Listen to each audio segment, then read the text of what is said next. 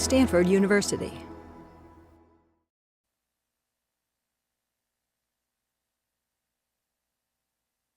You. Woohoo! Yeah! Can you believe that it? Can you believe? Tina! You see what's coming next? Strap on your seatbelts, everyone, okay? So, as you know, this is the DFJ Entrepreneurial Thought Leader Lecture Series, brought to you every week by who? Stanford Technology Ventures Program. And who else? What student group? BASIS. Come on, you guys are not being, come on. I do this every time. By the Stanford Technology Ventures Program and by BASIS, the Business Association of Stanford Entrepreneurial Students.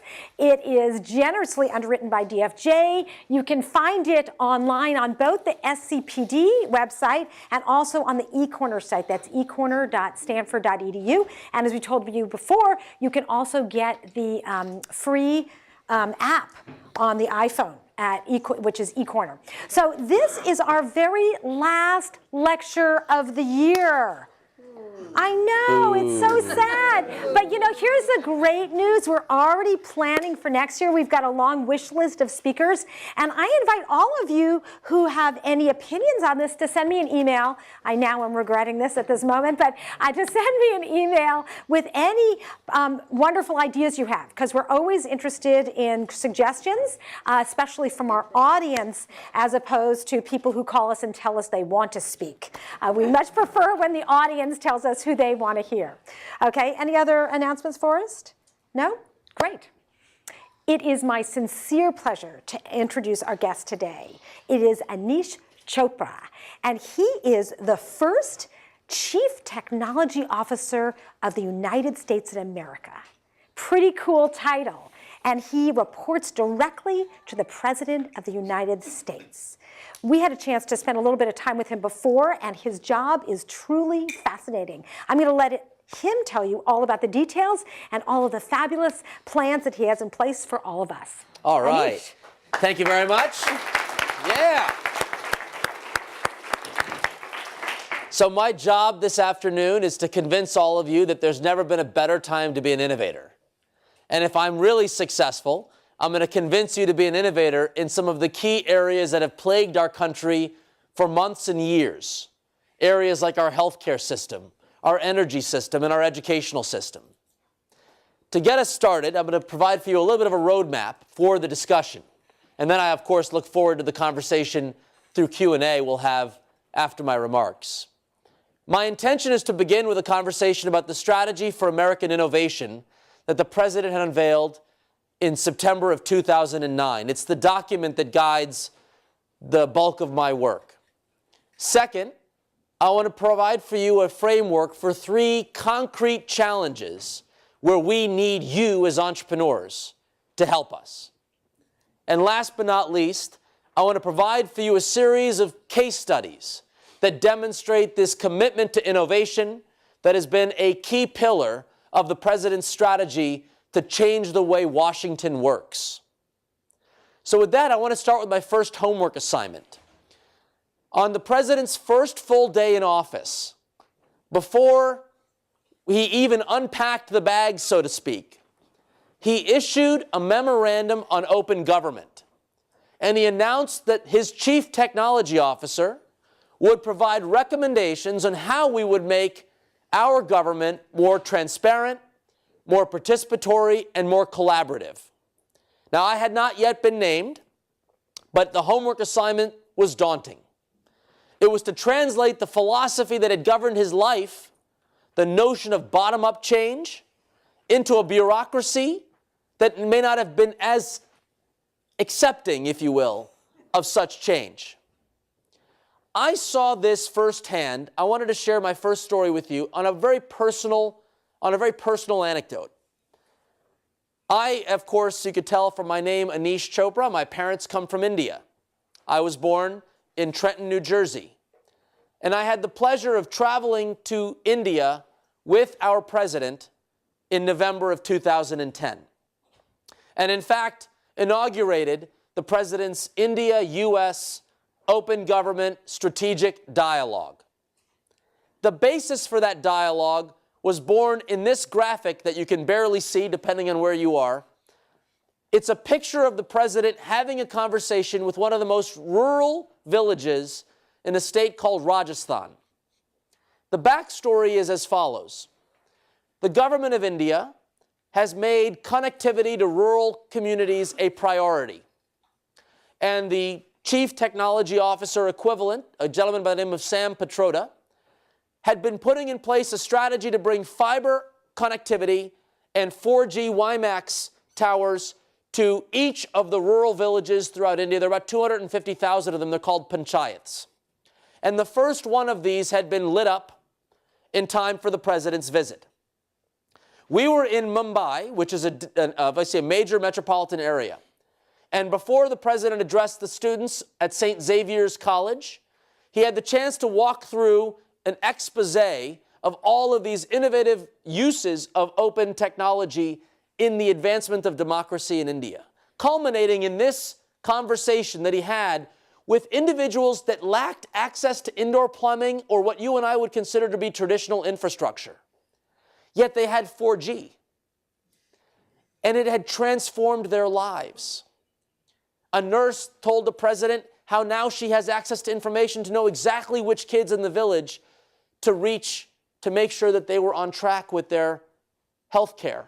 A student, not unlike many of you in this room, had the chance to communicate and take actually an MBA program, Tina, an MBA program from this village without having to travel and leave his family.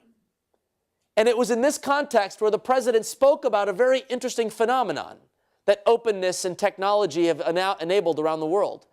The concept of leapfrog. The president saw all of this and was thinking to himself, what will this infrastructure do to think about the healthcare system, the energy system, and the educational system for that village? And he remarked about the power in some of these emerging markets where you'll see that leapfrogging off of what we have today in our 20th century infrastructure. It's a lot of what governs our thinking about changing the way Washington works. It also infuses this notion of what is our long-term economic growth strategy. As I mentioned to you at the outset of my remarks, it was in September of 2009, the president traveled to a community college in upstate New York. It was my first trip on Air Force One, which I must tell you was a very cool experience. Calling your wife, and the military guy calls and says, "Will you take a call from Air Force One?" I scored some points that day. Anyway, the community college was the backdrop. Students in their all ages, 30, 40, 50 years old, going back to school to study how they could win in a clean energy economy and what they can do to gain jobs in healthcare. And the president spoke to them and he said, I see the role of government in three parts when thinking about this long-term economic story that is America. First, that America is at its best when we invest in the building blocks of innovation. Now, the building blocks of innovation historically have been infrastructure, roadways, railways, runways. But now it's increasingly digital infrastructure, wireless technology, 4G, the comment that I made about what we saw in India, critical infrastructure for a thriving economy. We also speak about human capital, making sure that we graduate more students that have college degrees, ensuring that we have a higher share of those students focusing on science, technology, engineering, and mathematics. And it's also about a research and development pipeline to make sure that the industries of the future are thought about in our universities today, and all of you have the chance to engage. The second pillar of the president's strategy is to ensure that we have the right market conditions to promote innovation and entrepreneurship. That is setting the rules of the road, ensuring we have a patent system that works, getting some of the new rules on the internet right around cybersecurity and privacy, thinking about how we cultivate more communities of entrepreneurs through a program I'll talk about called Startup America. But last and certainly not least, the part that occupies a great deal of my time is that the president identified a few areas where we need to catalyze breakthroughs. And it's through an all-hands-on-deck philosophy that we believe we can achieve these breakthroughs. Yes, we need entrepreneurs to invent a better healthcare system and a better educational system and the like, but we also need a public sector that is a nice receptacle or a partner that will effectively work with these entrepreneurs so that we can see those new ideas reach the market and eventually scale. And so in this domain, I focus a lot of my time on health, energy, and education. And you'll hear more about that as I go through my remarks. But let me begin with that first piece of infrastructure, that notion of wireless connectivity. I'm going to share with you a graphic that was presented by McKinsey maybe 3 or 4, maybe now 2 months ago, 2 or 3 months ago. And it looked at the American economy, and it identified the fact that productivity growth highly correlates with GDP growth. That is, sectors of the U.S. economy that can deliver productivity gains will actually help us achieve an overall economic growth position. What this graph shows you, though, is that few sectors of the U.S. economy have accounted for a disproportionate share of our productivity growth. And it's the sectors that you know, computers and the like, that have achieved Moore's Law consistently, and other sectors that have incorporated the kind of pressures that is the story of productivity. But I've circled 3 on this graphic that have been either flat to negative on productivity growth. Government as a sector, healthcare as a sector, and education as a sector, together accounting for 20% of the nation's GDP.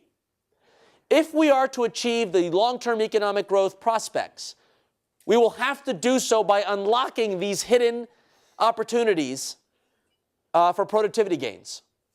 And one insight as to how one achieves productivity gains in a sector is in an MIT study that was published even earlier than that this year, looking at how firms in an industry outperform each other, and incorporates the notion that data-driven organizations, data-driven decision-making, allows those firms to be much more productive. In fact, they found that companies that are instrumented actually can achieve 5 to 6% productivity gains.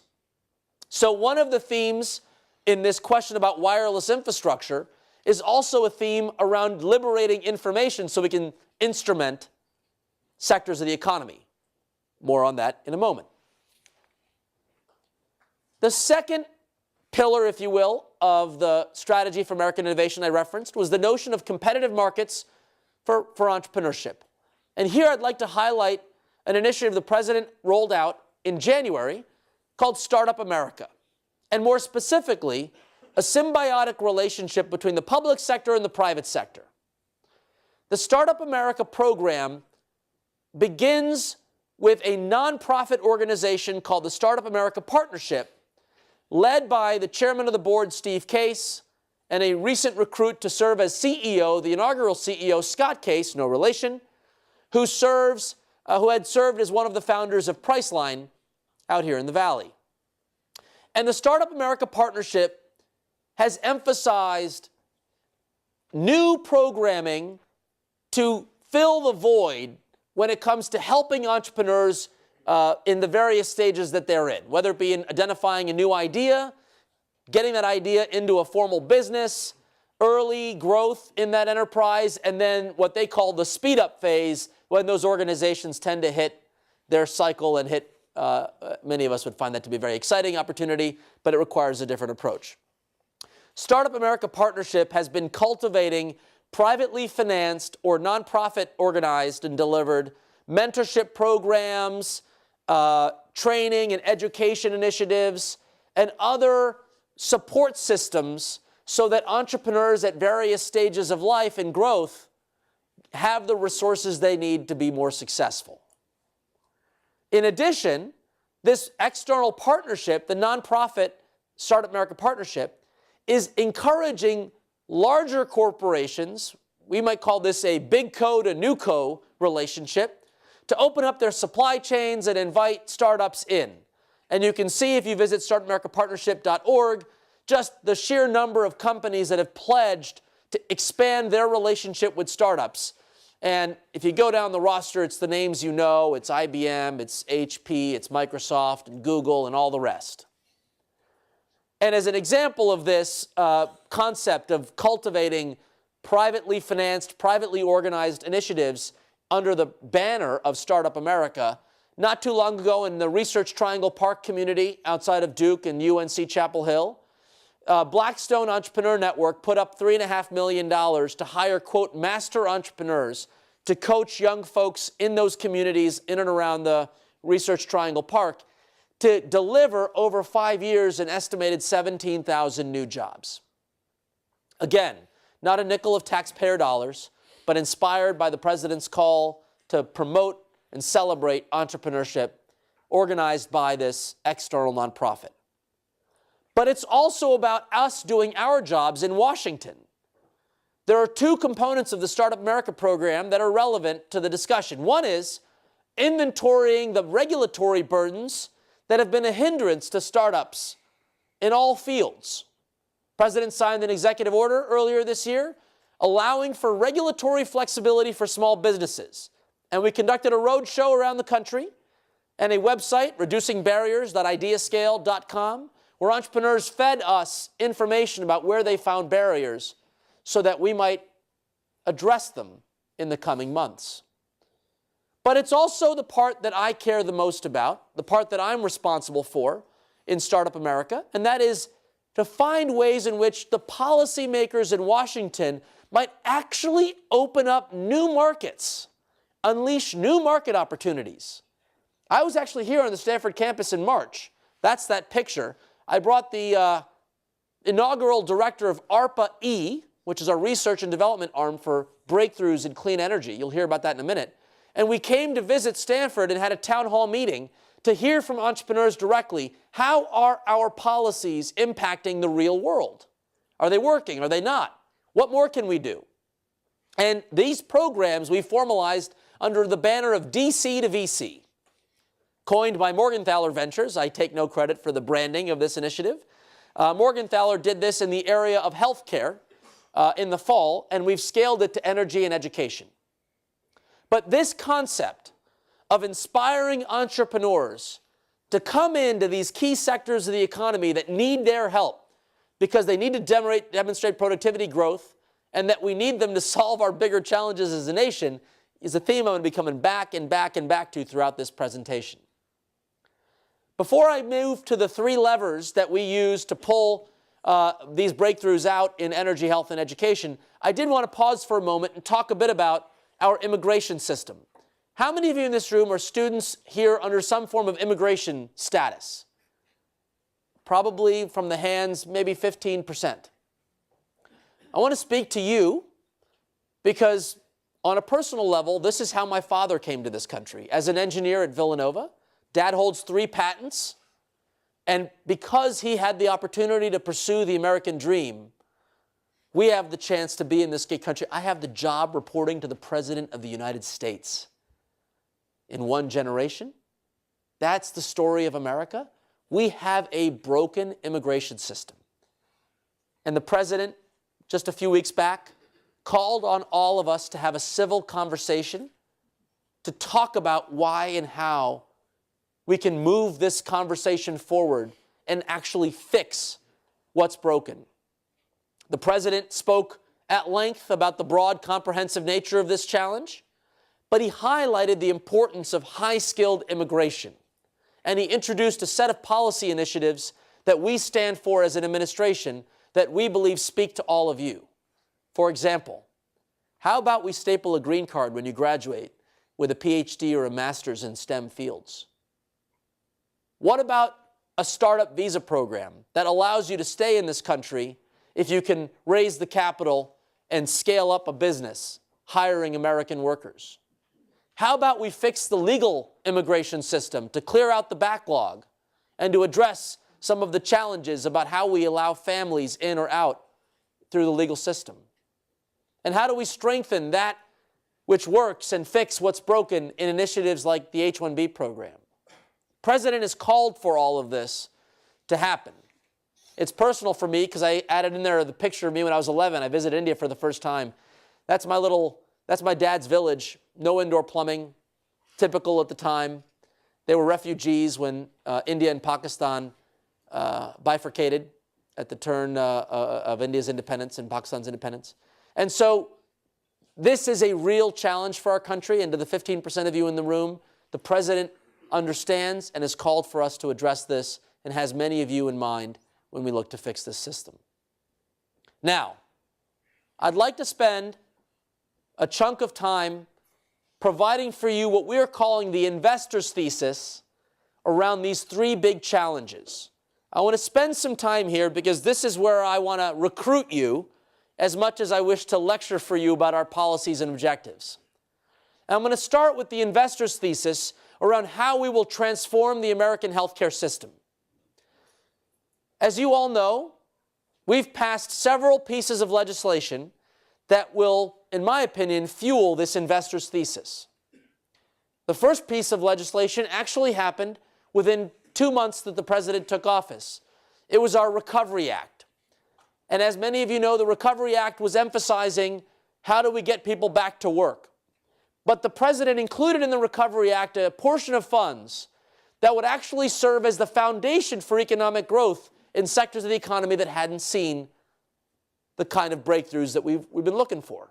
So he put a down payment on healthcare reform by calling for the digitization of the nation's healthcare system through the HITECH Act. $28 billion of investment to be spent over the next 5 to 7 years to get hospitals and doctors to move from a paper-based record-keeping system to a digital record-keeping system. But that was not sufficient for the investor's thesis to convince all of you to come in to what we believe to be a billion-dollar industry.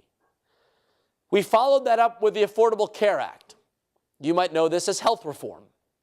Health reform meant a lot of things to a lot of people, but to entrepreneurs, I would like to highlight some of the most important provisions. Chief among them, the fact that we've provided the tools to the administration to once and for all shift the American payment system in healthcare from one that focuses on volume to one that focuses on value. And in a capitalist society, you get what you pay for. As my friends remind me, if you incentivize volume, you're going to get a lot of visits, a lot of procedures, a lot of activity. What you're not going to get are things that are not counted in volume, like care coordination, advising folks to stay healthy, making sure that they stay out of the emergency room. In volume, that would be a negative factor. You'd actually be disincentivized. But as we move the healthcare system to one that focuses on outcomes, quality, or value, you start to open up a market for new products and services. As we look at the Affordable Care Act, we've got several bites at the apple. First, Congress has provided some explicit authorities to launch tests for new payment systems right now. Programs called medical homes and accountable care organizations and bundling payments and readmission reduction programs. What these programs basically do is to say to a provider or a group of individuals that form a provider collaborative that if you can keep someone healthier, keep their quality up, and treat them better at lower cost, you get to financially benefit in that program. We'll augment your traditional mechanisms for reimbursement with a bonus payment, if you will, because you were able to keep someone healthier. Now, think for a moment about today's healthcare system. The provider is reacting to the patients who call to schedule a visit. And they work the schedule. And the software companies that have been very successful are those that have made scheduling better. And contrary, you want to make billing better because once you schedule and you visit someone, you want to get paid for the bill. So we have a great and robust market for products that schedule and bill in healthcare. But if you are to shift the system to focus on value, you start looking at the patients, you start looking at the list of patients that are in front of the doctor, and you ask the question, of the 2,000 patients that you treat, which 30 do you want to see today? Because they're most likely to need an intervention, a hospital admission or a surgical procedure or something that's a bit more on the acute side in the near future.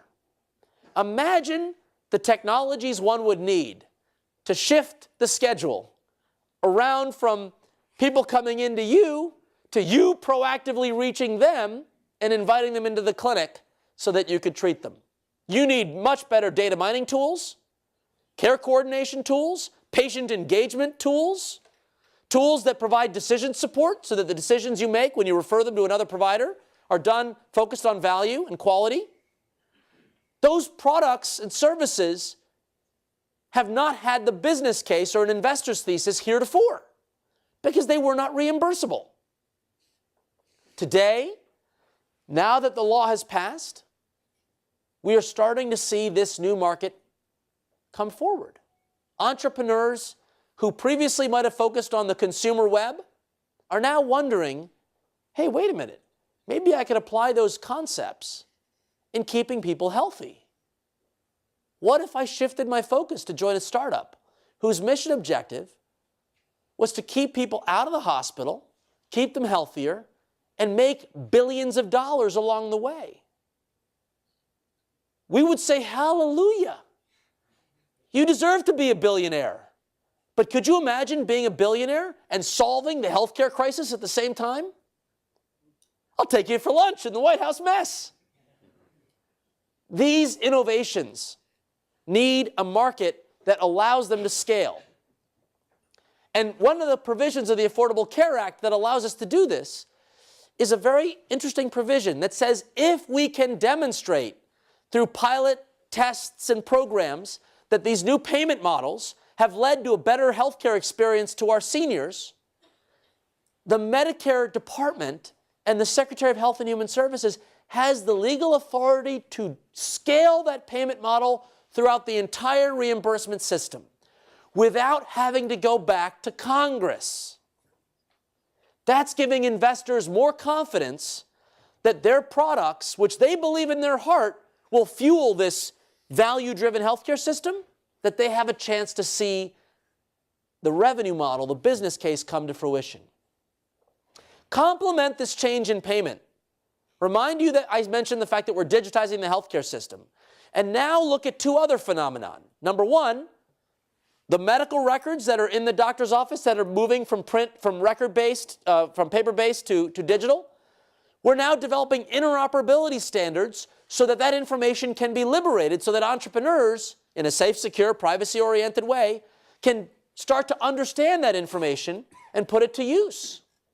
And it turns out Washington has a ton of data on how we instrument the healthcare system that's been locked up in proverbial vaults for far too long, but as part of our open government initiative, we are liberating at no cost to the taxpayer, at no cost to intellectual property constraints, so that entrepreneurs can have that information and use it to build new products and services. In fact, on June 9th, I would invite all of you to a webcast at the Institute of Medicine where we'll celebrate the best and the brightest of these startups who are taking this open health data and putting it to work to build the healthcare delivery system of the future. All of this is available for you today, health.data.gov. And it's not just the information that's in the government's vaults. We're actually compelling the sector to publish more quality data and even some patient satisfaction data. I learned, for example, we have in our database whether or not a patient slept well at night in the hospital. Tina, do you know which hospital has the best customer satisfaction in this community? Well, we have that data for you. One of these entrepreneurs is going to go in that database and they're going to grab it and they're going to say, Tina, we're going to provide for you a map to the most customer-friendly hospitals in the community because it's freely available and they're going to have fun doing it. So this is the investor's thesis in healthcare, that as we shift the payment system, as we liberate data, both from the provider level and from our public sector in terms of open data, that we can fuel new products and services that will make a ridiculous amount of money and solve our nation's healthcare problems at the same time. Wouldn't that be nice? Second, I'd like to talk about our educational system.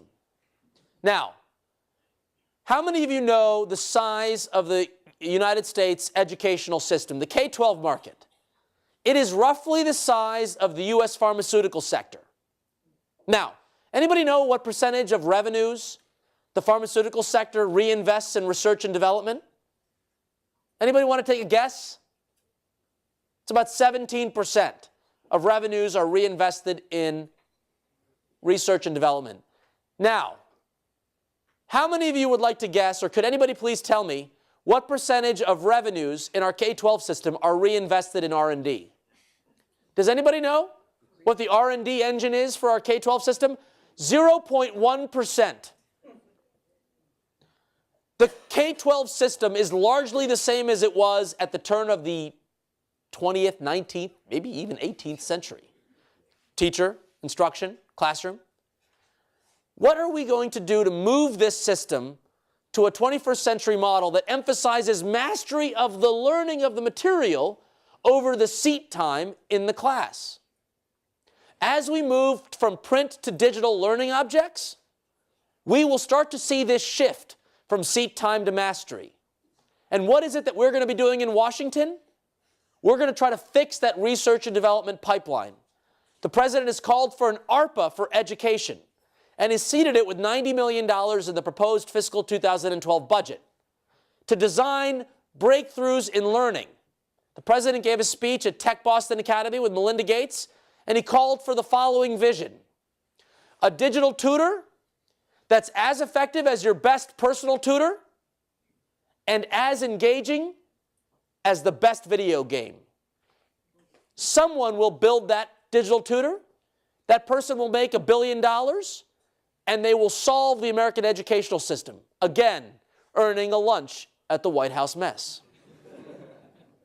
We've seen this in action. DARPA, who believes in a high-quality workforce, invested in a program called Education Dominance. It's DARPA, it's the military. They can call it educational dominance. And they studied the best teachers in the United States. And what they found was you don't record the lecture and push play. It isn't about finding the best lecturer.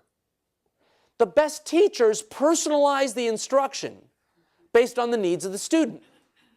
So what this meant was we need a whole new machine learning system that understands how the child learns and serves up the right learning object based on the style of the student's needs and the material that's relevant at the time. Now, we have yet to invent this at scale, but Education Dominance did a prototype. They took kids that were 17 years old into the Navy, 16 weeks of training through this program at their pace. They outperformed veterans who'd been on the job for 7 years in IT networking skills. We're going to scale up the R&D engine. We're also trying to find ways to scale new ideas by introducing an innovation pipeline management program. We call it the Invest in Innovation Fund. Second year of that program's coming up. It allows entrepreneurial ideas to come forward to close the achievement gap, test those new ideas, and validate them through some kind of market assessment, and then allow us to scale the best and the brightest of those ideas throughout the country. Over 1,700 applications came in for 49 slots, but in the spirit of open government, the president, which our program required a 20% match, the president called on the philanthropic community. Over 40 charities came together with a common application. In 30 days, when we listed the names of the 49 finalists and told them they had 30 days to get their 20% match, this single application and a web portal called the Foundation Registry, i3.org, surfaced $63 million, a majority of the match generated. Now, what's even more exciting about this? JP Morgan has a donor-advised fund.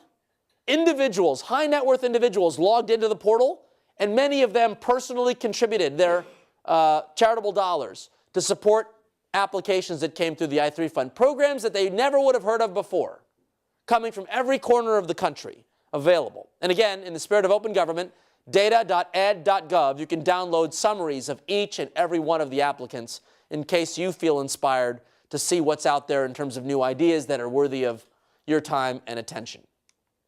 The third challenge is to unleash a clean energy revolution.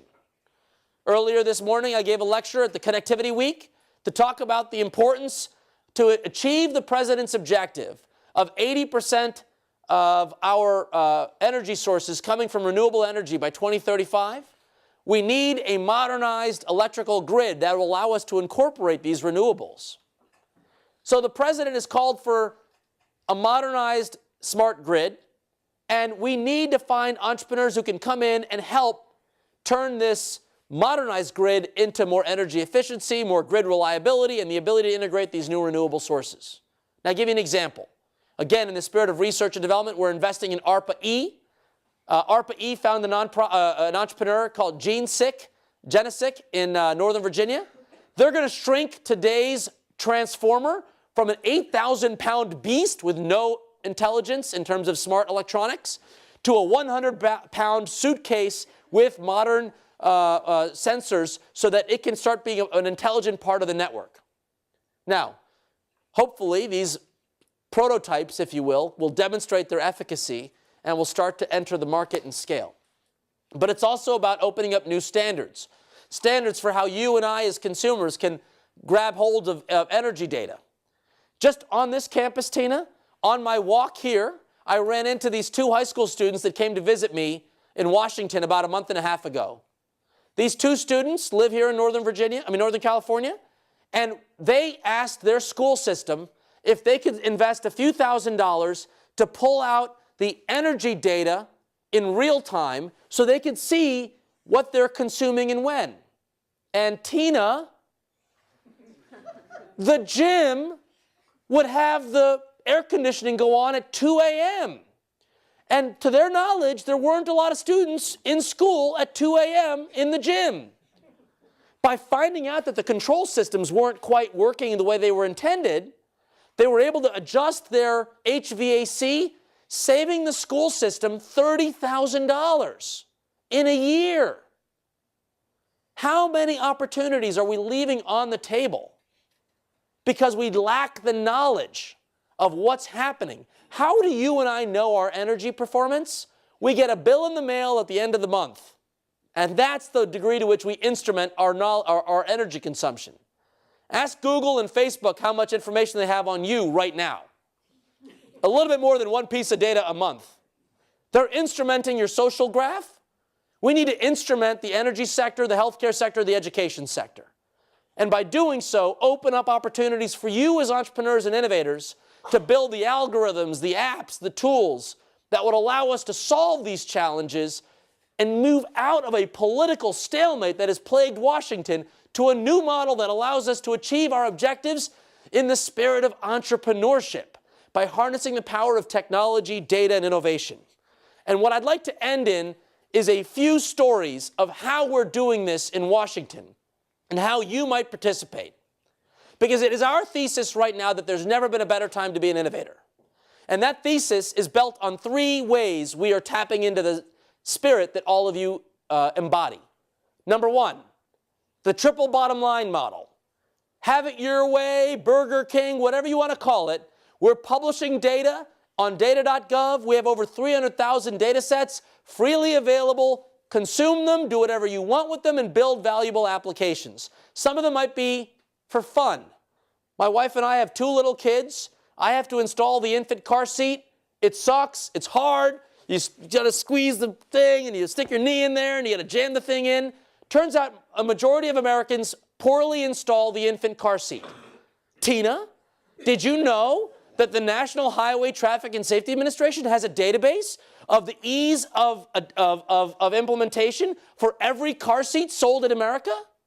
And did you know they have a database of every location that is certified to install that seat correctly? And when someone had heard about this problem, not unlike the students in this room today, a transportation camp attendee, that weekend, having heard the problem, hacked an app, identifies your geolocation, and finds the nearest place where you can go to have that car seat installed safely and securely. Again, your data, build the value, whatever you want. That's the American way. Second, we love Clay Shirky. Clay Shirky has written a book called Cognitive Surplus. That's what fuels people who want to voluntarily contribute to Wikipedia and open source projects. What if we could tap into the cognitive surplus in this room to solve health, energy, and education? You may not want to have a startup in this business, but you might have an idea. So we launched a web platform called challenge.gov to allow each and every one of you the chance to solve problems in teams without much headache or friction. Come on in and play. The First Lady has one up there called the Recipes for Healthy Kids for chefs. Come up with the best recipes that keep school menus healthier. All the way to cool and innovative apps and products, which we could talk about all day and night. Last, certainly not least, the stories that I'm going to end with, and I'm going to end with them rapidly, that we have a philosophy in Washington. If we're going to tap into your entrepreneurial spirit, we have to be responsive and kind. Because it turns out Washington can contribute to your entrepreneurial capabilities. We can release data, we can engage in standards activities, and we can invest in pre-competitive R&D collaboration. To manage all of this, we need the capacity, and so we've been recruiting people from the entrepreneurial sector into our agencies. Example one, people that are building value on their own data. The Alfred brothers from San Diego found out that 401k management fees vary tremendously based on the size of the company. If you work for a small business, you could pay 5, 7, 8, 10% management fees. You work for Stanford, you're probably paying 1%. They cumulatively added it all up and said $4 billion of excess management fees are going to companies, not into the pockets of folks in their retirement. How do they find all this out? Open data. The Labor Department collects the management fee information for every 401k plan in America. And thanks to President Obama's Open Government Directive, we gave them that information in machine-readable format and got them the data they need to plot their diagrams and prove the problem. And now they've built a startup, hiring 30-some-odd people and growing, making a business out of closing creating an arbitrage. Dr. David Van Sickle lives in Madison, Wisconsin, about an hour north, does not have broadband in his house, identified or built a chip on an asthma inhaler that calculates, it's a GPS chip, tells you where you're located and the time you pumped your asthma inhaler. By crowdsourcing that data, he finds environmental factors and encourages you to better manage where you are and what you're doing so that you can avoid uncontrollable asthma. In his little prototype, he cut uncontrollable asthma by over 50%. Folks, people with uncontrollable asthma cost the healthcare system $3,000 a year. Data, lowering costs, improving value, Dr. Van Sickle. Bob, Dave, and Andrew are three random dudes here in Silicon Valley who work for a company and found out about this open data business, looked for the largest file available. The largest file available was the Federal Register, which is the newspaper in legalese that tells you what's happening in Washington every day. These guys grabbed that data and turned what was only accessible to lawyers in Washington into a pretty simple to use and easy web experience so that you and I can actually figure out what's happening in technology today. I actually use this. It's a heck of a lot better than reading the Federal Register in the normal way.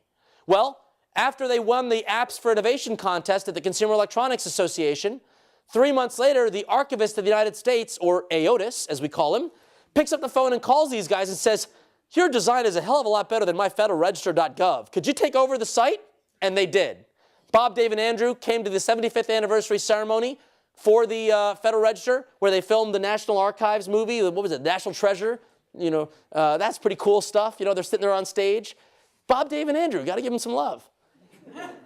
Professor Wolski had an idea to create an Amazon cloud for universities, was successful in scaling it. His first customer was NASA. His proof of concept was funded by the government, and now he's launched a startup and he's become a wildly successful entrepreneur in Eucalyptus Systems. Katie Stanton. I love Katie Stanton. Katie Stanton came out of Google, came into Washington to work for us in the administration. Katie's now at Twitter, but during her tenure in Washington, you remember the crisis in Haiti? Folks, when the earthquake hit Haiti, they lost any functional 911 service. No functional 911 service. Within 3 weeks, Katie organized a group of 40 entrepreneurs, nonprofits, innovators, many of whom are living here in Silicon Valley, and they created an instant 911 system. Folks could text message their problems to 4636 at no cost. That information was sent on the web. Entrepreneurs then allowed to find Creole to English translators, turning Creole to English, disseminating those messages throughout the recovery program. And wouldn't you know it, 40,000 messages were translated. Average turnaround time from when someone posted a problem to when they were addressed by a first responder, 10 minutes. In a world where they had no 911 system. And our friends in healthcare. My friend Peter Levin, a startup successful entrepreneur, created the Blue Button program that allows any veteran to download a copy of their personal health data safely and securely. Over 300,000 members of our active duty military, our VA, and our Medicare populations have now downloaded their data because in 90 days, Peter and his entrepreneurial team came together and built the prototype. And now it's been wildly successful. The president mentioned it in the State of the Union. Arian Malik was a vice president at Relay Health. It turns out doctors couldn't email health records between each other because it violated patient privacy and security.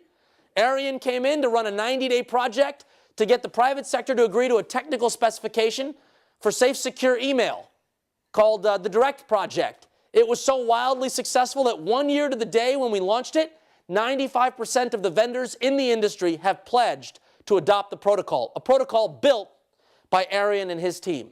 This is the story of Washington. These are the people that were gathering to build it.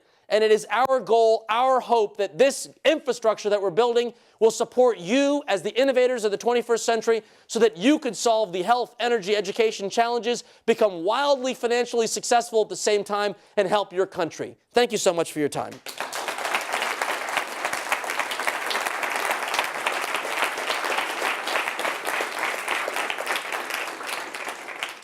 All right.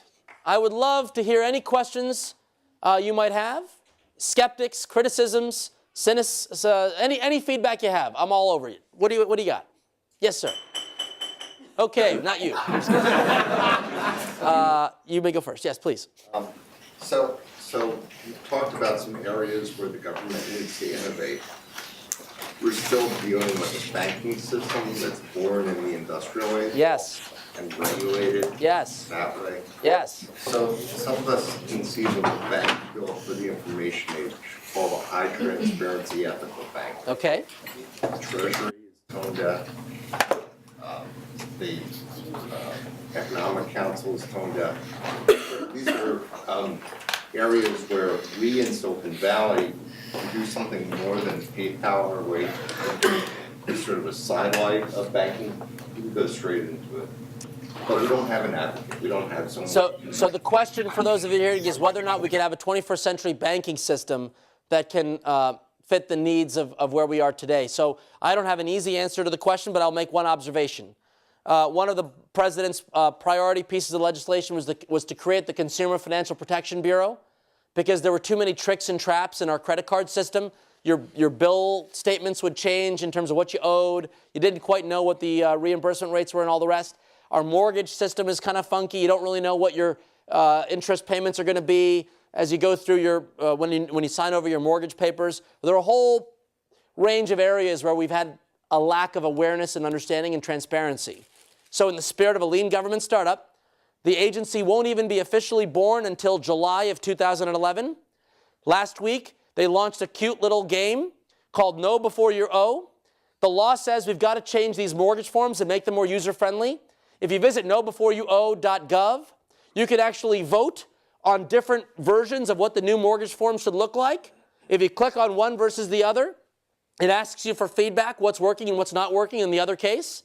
So we're trying to bring a little startup feel to how the agency does its job, all towards making sure that we have a banking system that works.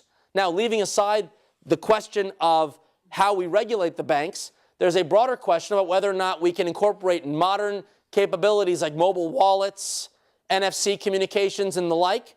And one of the policy tools we have that I didn't speak of, and I talked about challenge.gov, but the law allows the federal government to engage in prizes and competition policy so that now we can actually do some things to spur some innovation in areas that we hadn't thought.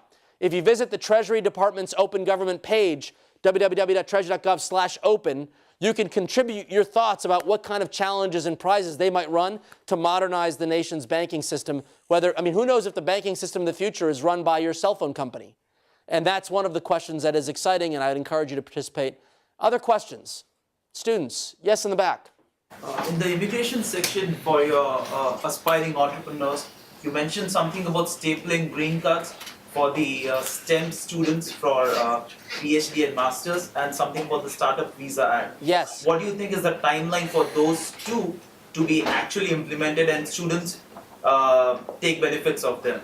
So the question is whether or not the policies that the president outlined in his speech on high-skilled immigration, specifically the ones around stapling and on startup visa, when might they come into fruition? Part of the challenge is that Congress has to take action. So the reason the president delivered that speech and clarified the economic arguments for immigration reform was to create some space to have a civilized conversation in communities around the country, which hopefully would lead to some bottom-up support and therefore congressional engagement, so that we could have a group of people that would want to think across the table about what's possible and how do we move this thing forward. Where we are right now is the current immigration system is broken, and we all know this. Our economy is suffering because we haven't gotten this right. And the president is putting more attention on the fact that we need to address this and to do so now. I wish I was a political prognosticator to tell you if and when this law will pass, but the president has put his views on the table and is encouraging us to have these conversations neighborhood by neighborhood in the hopes that it will lead to some group of people coming to the table and negotiating in good faith. Having said that, we didn't want to leave all to nothing, in the sense of not everything we do is going to be based on waiting for a new law. We have also taken decisions that are in our administrative control. So for example, if you're a graduate student, you could stay in this country for OPT, practical training. We've expanded the number of degrees that qualify for the 29-month OPT stay versus the traditional 12-month. And by expanding the number in medical areas and in computer science and so forth, we hope a number of students can benefit today by expanded list of OPT eligible fields. So we're able to do that, and we announced that about 10 days ago. Yes, sir. So you mentioned network infrastructure as being key to growth. Yes. And I was wondering what, right now most of the network infrastructure is private, and how do you foresee that evolving in the future? So the question is network infrastructure. We absolutely embrace private sector digital infrastructure. The question is whether or not we have the right R&D mix. So if you look at New Jersey, where I come from, thousands of engineers, including my dad, were part of this ecosystem that worked at Bell Labs, Bell Core, you name it. And those assets, let's just say they're not what they used to be.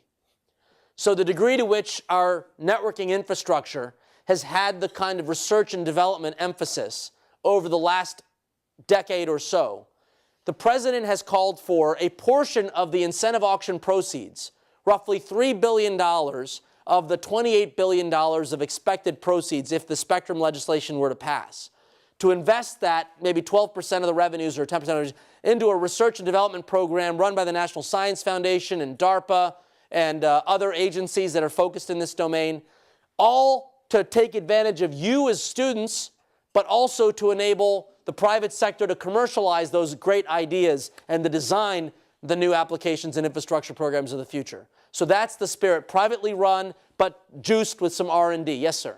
Practically everyone I know would rather be an entrepreneur in one of these fields than go off and just, work for someone or the man or whatever. Or the woman.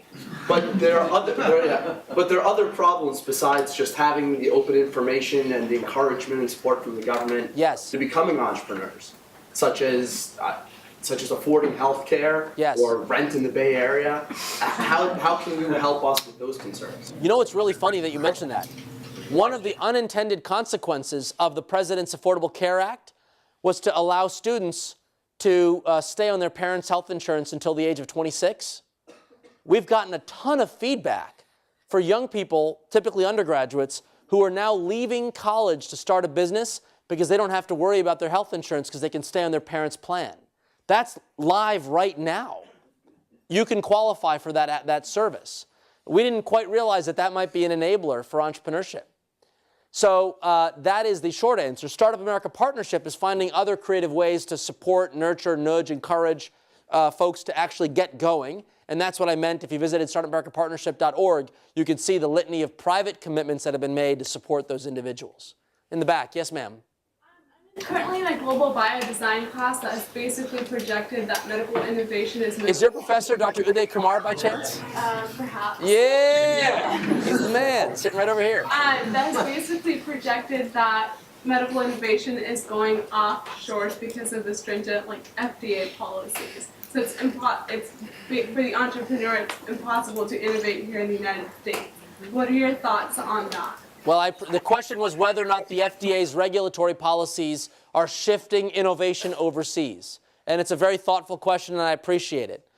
The FDA has released a set of unprecedented transparency provisions to disclose what it is that they're doing operationally. They haven't had any law changes in this administration except for the expansion of the ability to manage tobacco and some food safety items. But in terms of what you're describing, it's the same FDA as it was, years ago.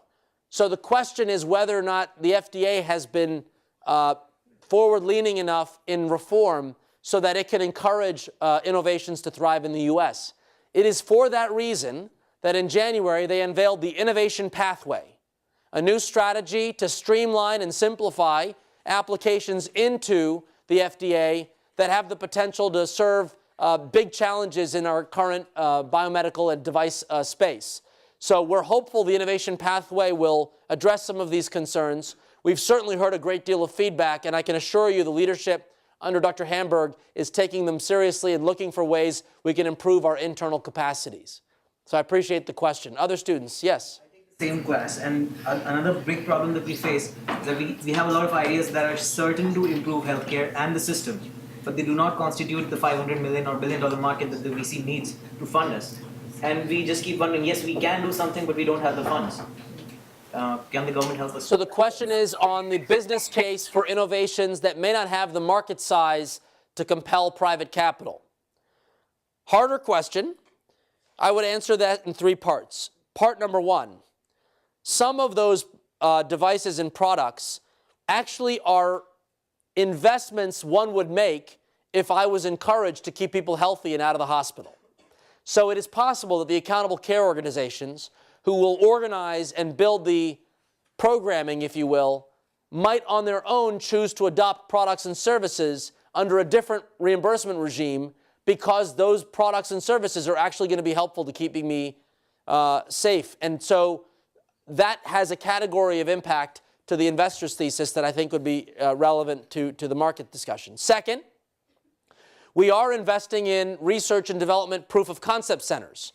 The Commerce Department issued out a challenge grant to promote all kinds of commercialization activities, and $1 million was awarded to a value-based engineering program in Akron, Ohio, focused on medical devices that could be engineered in the United States to tackle other sectors that perhaps have been more unmet need. And they have been collaborating with Dr. Kumar and others to find ways in which Akron, Ohio might be a hub for some of those startups. And so there's an ecosystem forming there where there are resources that have been gathered to support proof of concepts. And then third, in our increasingly global economy, it is likely or possible that innovations that serve global needs might be modified and enhanced at scale and brought back to the U.S. to serve domestic needs. That is a trend known as reverse innovation, and we're taking a great deal of interest in understanding that trend, thinking about that trend, and engaging in a spirit of open innovation about that. Tina's about to pull the plug. Last question or done? You want to take one Okay, yeah, this guy right here in the blue shirt. Yeah, you. Oh, you, brother. Yeah, you. I'm trying to launch a project that enables cutting the global oil consumption by 20 or 30. Oil consumption by? By 20 or 30%. Hell yeah, you are, brother. What's your name? By changing the usage of ground transportation system, but always the problem with the politics, because the politicians have to change the traffic rule to enable armored autonomous ground vehicle to operate in the public space. But many politicians had lack of the incentive to change the rule. So if you would become a president and you benefit, would you decline or accept the proposal? Oh. I didn't get all the mechanics of the question, but it was about an innovative model to lower fuel consumption, dealing with autonomous vehicles on the road, and how we integrate vehicle-to-vehicle communications and vehicle-to-infrastructure communications. Ironic that you mentioned this, because on Monday, I held a roundtable of CTOs from Mercedes-Benz, Toyota, Nissan, GM, Chrysler, their stakeholders in between, to ask the question, how might we kickstart smart transportation? That is, how might we get the infrastructure to communicate with vehicles, vehicle-to-vehicle, and everything in between? Because as part of that wireless innovation fund I outlined, where we were going to invest the $3 billion from the Spectrum proceeds, we allocated $100 million of it to the question you just asked. How might we modernize our transportation system by creating more capacity through commercial communications technologies so that we can, in fact, introduce some of these savings? It turns out, Tina, UPS trucks save money by turning right. If you build your routes to turn right, you're not idle at the left turn. What's up with that innovation? So this is something that we're very focused on. We have a research and development arm in the Department of Transportation. It's called RITA. Look at my blog to see all the people, whitehouse.gov/CTO, and you can contact any of the CTOs who came to visit my summit and ask them if any of the private stakeholders might participate in your work. Thank you so much for having me, and good luck. For more, please visit us at stanford.edu.